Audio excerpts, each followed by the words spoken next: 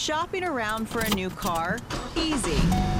Same for finding the cost of a new home or a plane ticket for a trip. And it's supposed to be that way if you need the cost of a hip replacement, a CT scan, or MRI. They want you to go to the hospital and say, oh, we got you, we're going to take care of you. They hit you with that bill. Boom. That's too much money. Medical bills are no longer supposed to be a surprise. We're now 2.5 years into a federal rule that requires hospitals to post their prices online, so you know the cost of a procedure before you have it. But is the hospital price transparency rule working for consumers? Have you ever tried to look up a price or compare price or find the best price for a procedure or anything with a hospital? No, I've never done that. Oh, I wish I had known how much this was going to cost, because I wouldn't have gotten the stitches, or I would have gone to urgent care. Have not tried to access that, was not aware of it, but that is good to know. Every hospital in the U.S. is required to provide clear, accessible price information online in 2 ways. They must post a comprehensive machine-readable file listing prices and services, and display a consumer-friendly version. We tried to find the prices at 74 of the nation's largest hospitals.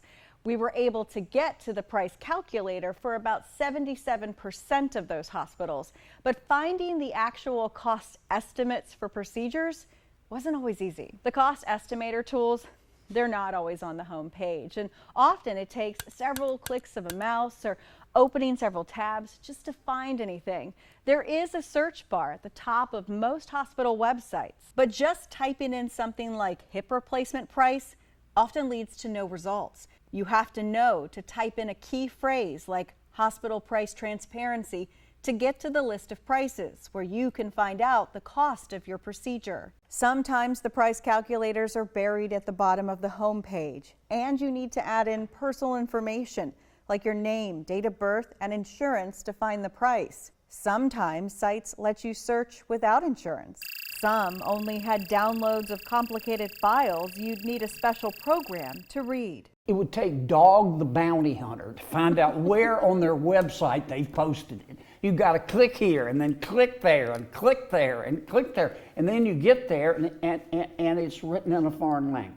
Senator John Kennedy in Louisiana wants to increase the penalties on hospitals that don't post their items or services. He wants the agency in charge of enforcing the rule, the Centers for Medicare and Medicaid Services, to publish the names of hospitals not in compliance. Is the hospital price transparency rule as is enough right now? No, not even close. Look, I've introduced a bill and we're going to pass it.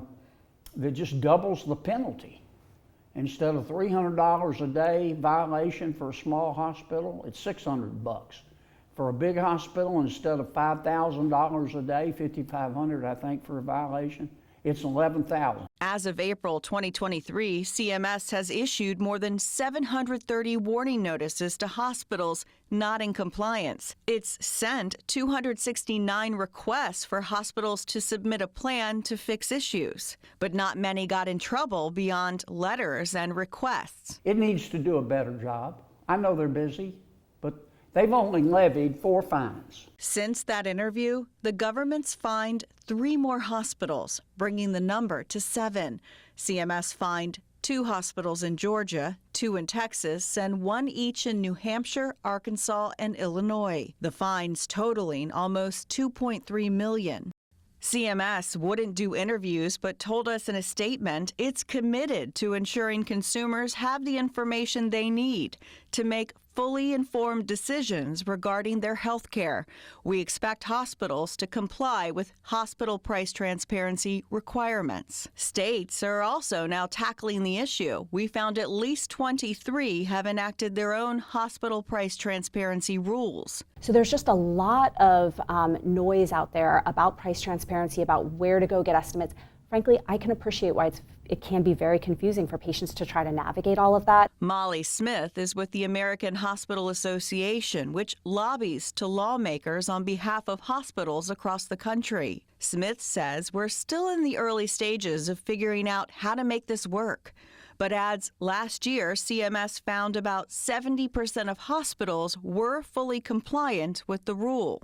CMS itself said that they actually didn't have that hard of a time going through just a regular Google search. And we do hope, though, I will say, that the more familiar everybody becomes with these rules, both hospitals and patients, that they will be increasingly easier to find. Researchers with the nonpartisan The Hilltop Institute say hospitals have become better about posting prices, but they say it's not at a point where it's very helpful for consumers. It's very difficult for an individual patient to figure out the information they need to effectively price shop. They're hopeful as hospitals streamline how they post the prices, the information will eventually lead to competition and lower costs for consumers. And so I think there's going to be a lot of research to come out. Researchers are going to be very busy for the next 5 or 10 years, and hopefully some good will come of it too. In the meantime, they suggest asking your doctor for the billing code on a procedure and calling your insurance company to try to get an accurate price. If you can't find the cost of a procedure on a website,